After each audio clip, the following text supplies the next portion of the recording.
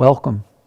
I'm Michael Singer, and I'm meeting you today in Temple of the Universe, a place that has been a sanctuary for yoga for over 40 years. You'll see around me the photos of many great yogic masters, including my preceptor, Paramahansa Yogananda. It's a very fitting setting because I'm honored to have been asked today to speak to you about yoga and how it relates to my best-selling book, The Untethered Soul. To begin with, let's take a look at what yoga is. The science of yoga has been called many, many different things, and like most sciences, it can be very complicated and you can get very lost in it. But the truth of the matter is yoga is very, very simple. Yogananda once said, yoga is the science of self-realization. That's the simplest way to look at it. The way the untethered soul starts off is in essence to look you in the eyes and ask you a very simple question. Are you in there? Are you in there? And anyone I ever asked it to said, yeah, I'm in here. And the question then becomes, how do you know? How do you know you're in there? And eventually, after getting frustrated with me, you'll yell at me and say, because I hear you, because I'm aware of what you're talking about. I'm in here. Well, that's yoga. Just as physics tries to understand gravity, understand where things came from, yoga tries to understand who is in there. Who are you? Where did you come from? How you doing in there? That's the second question. How are you doing in there? Honestly. And what most people will answer you is, well, sometimes it's okay, and sometimes it's not. Sometimes it's very difficult to be in here, and sometimes very pleasant to be in here. That is what the science of yoga is about. It's really beautiful. In the West, we studied many, many different things. Yoga comes from thousands of years of very, very great beings stepping aside for a moment and devoting their lives to the question of, who am I? Where do I come from? Why is it difficult in here sometimes? And why is it not? Science is about, the yoga of science is about you. So let's start answering those questions, because that is the question that the untethered soul takes on. What's it like in there? And like I said, most people will say it varies. It varies on what? And so you say, well, if it's my birthday and I plan to party outside and it's pouring rain, it's not okay in here. It's less than not okay in here. It's very, very difficult in here. But if I just planted a garden and it's pouring rain, I'm joyous. I feel wonderful inside. My garden's going to grow. This is very good. And so you start to realize there's something fishy going on in here. Why would I be okay one time when it's raining, and I'm not okay in here another time when it's raining? And to cut to the chase, you realize it's something you're doing. When you want it to rain, you're fine in there. When you don't want it to rain, you're not fine in there. When someone you like comes up to you and talks to you and says some things nice to you, you feel good. When someone you don't want to interact with at all, you're not comfortable with at all, comes up and even says nice things, you're very uncomfortable. This is what the untethered soul talks about. What are you doing in there that is making it so complicated that life is having this very difficult and uncomfortable effect on you, or having a very nice effect on you?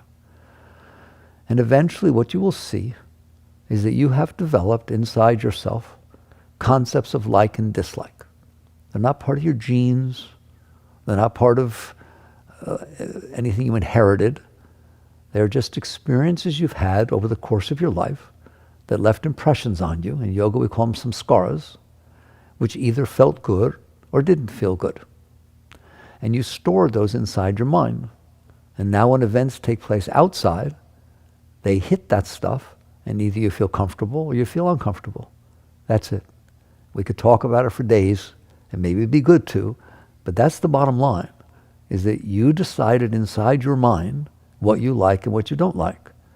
And when the world unfolds, it either matches and you feel good, or it doesn't match and you feel really bad. And if it really doesn't match, you feel really, really bad. So this is the starting point of life, of yoga, and of the book, The Untethered Soul. So what you start to see is the more things you have inside yourself that are about what you like and what you don't like, the more difficulty you have with life. So because it's uncomfortable, it's very natural you don't want it to be uncomfortable in there. So what you do is you try to fix it. But you fix it based on your likes and dislikes. You don't fix your likes and dislikes. You keep those. You fix what is going on in the world, or at least you try to, fix what is going on in the world so that it matches your likes and dislikes. That begins with your mind trying to figure out how everything needs to be, everybody and everything, including the weather, how it needs to be in order for you to be okay inside. And if that's not complicated enough, figuring all that out, you then tell your mind to figure out how to make it be that way. And most people's lives are about that. They are about the foundation is what they like and dislike, and then the first layer of mind is figuring out how everything needs to be past, present, and future in order for them to be comfortable with how things were, are, and will be. And then they set about trying to make it be that way. Yoga is the antithesis of that. Antithesis of that. Yoga says very clearly, if you want to be okay in there, you need to start with accepting reality. You need to start with being able to look outside your eyes, see the world, and be comfortable. Doesn't mean you don't do anything about it. Doesn't mean you don't try to raise it. But your starting position is, I am in here, the world is out there, it is unfolding in accordance to science, in accordance to the will of God, however you want to look at it, but it is not unfolding in accordance to me. I am not the creator of the universe. It's been here for 13.8 billion years, and it created everything that's around me. If I pit what I like and what I dislike against the reality of the unfolding world, no wonder there's so much tension. No wonder there's so much disturbance, so much anxiety, and so much suffering.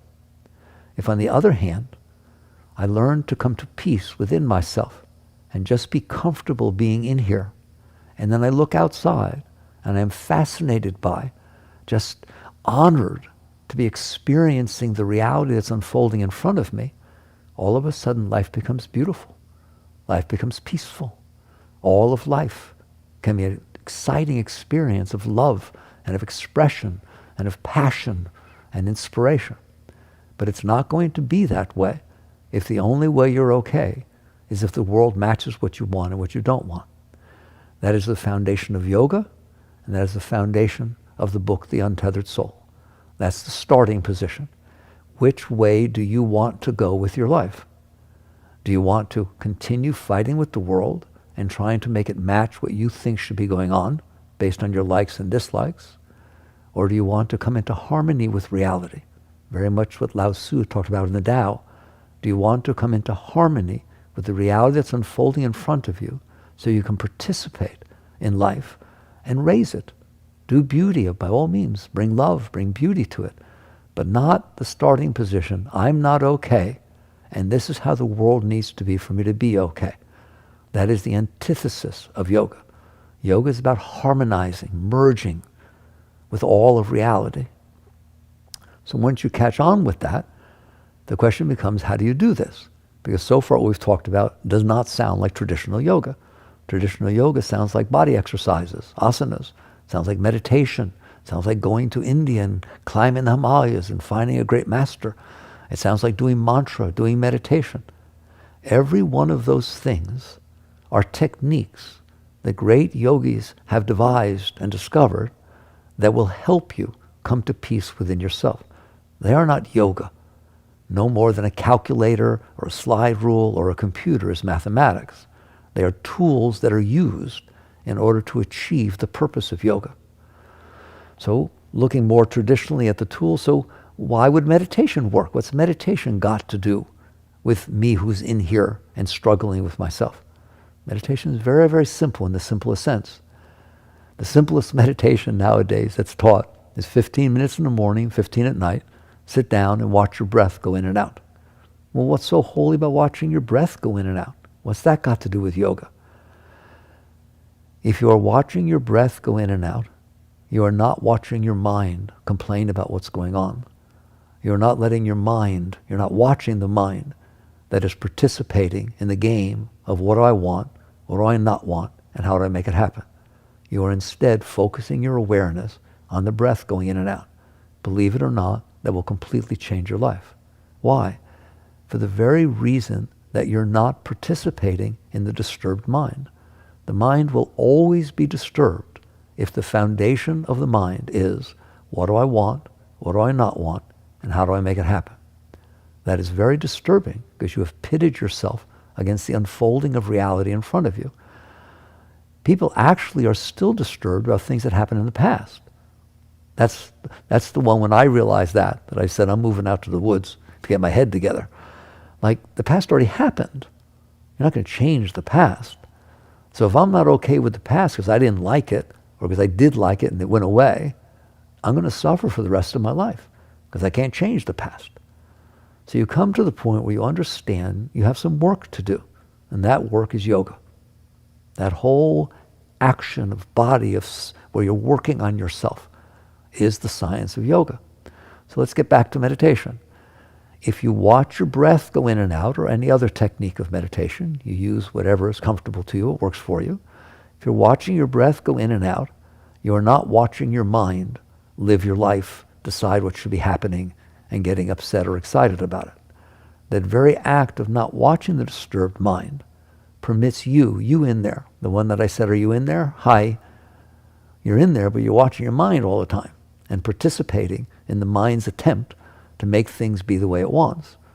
A yogi doesn't do that. A yogi, for example, watches their breath go in and out and lets go of the mind. You don't fight with the mind. It's not about shutting the mind up. The mind talks now because you told it to. You gave your mind a job. You said, oh mind, brilliant mind. You have such a brilliant mind. Don't figure out how to make air conditioning work. Don't figure out about the quantum field.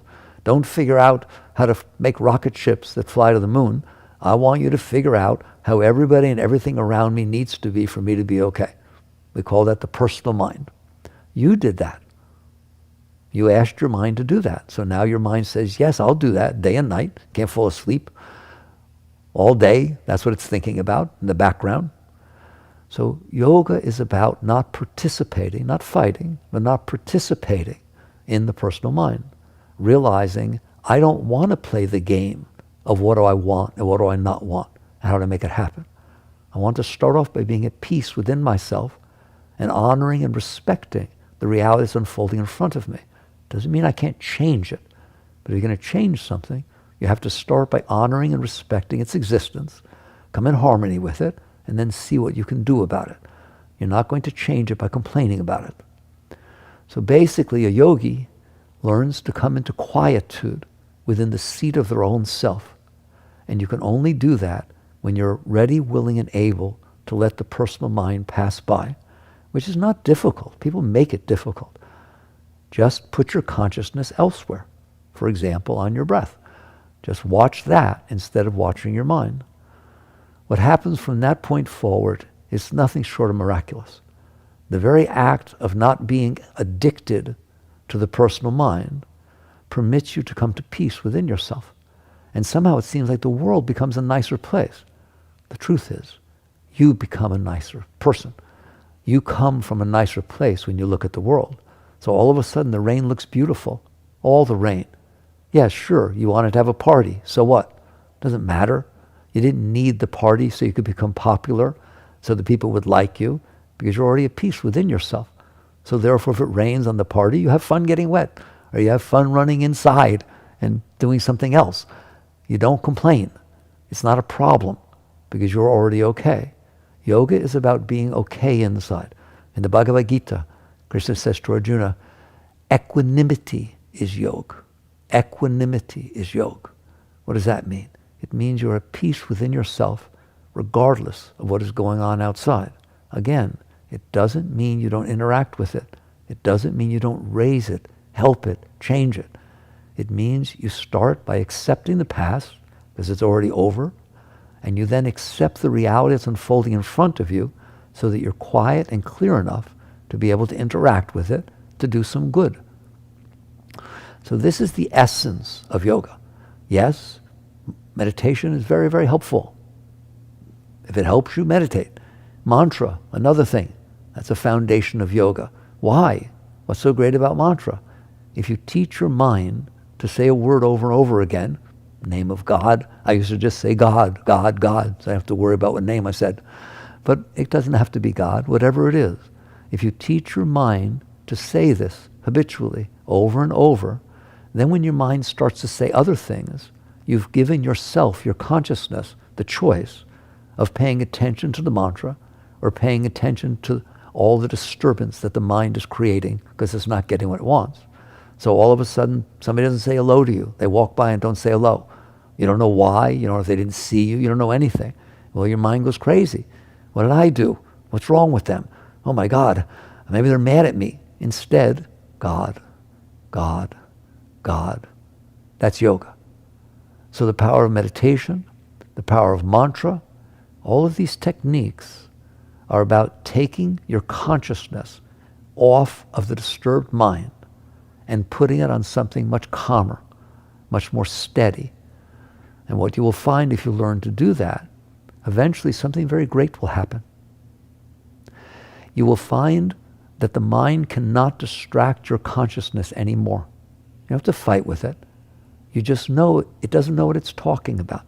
It's just left over. It's not helping you. You don't need that. Not your intellectual mind, your analytical mind. That's you using your mind to do math. You using your mind to logic something out. It is the mind that happens automatically because it's trying to solve the habitual question, how do I be okay? How do I get what I want? How do I avoid what I don't want? That's the mind. We call it the personal mind that yoga is all about. That yoga is about transcending that mind. So basically what happens when you learn not to pay attention to your mind, and that's the highest yoga. You have to fight with your mind. You have to fight with the world. You're in there. Are you comfortable being in there when the world is unfolding and your mind's trying to say something about it? You just relax. You relax behind it and lean away from the noise the mind is making. If you want to put your attention elsewhere, like for example, here's a great yogic technique. Eventually you will find that there is a pressure, a pull at the point between your eyebrows. As you grow, it gets stronger and stronger. It's a technique of yoga to just raise your eyes to the point between your eyebrows, and you will find that you grow tremendously, and tremendous peace comes over you. Well, why does that happen? Because you're not watching your mind. You're watching something other than your mind. You're watching the flow of energy come to the point between your eyebrows. We call the third eye. All the techniques of yoga are about transcending the personal mind, coming to peace with what's unfolding in front of you, and maintaining what we call becoming established in the seat of self, where you're in there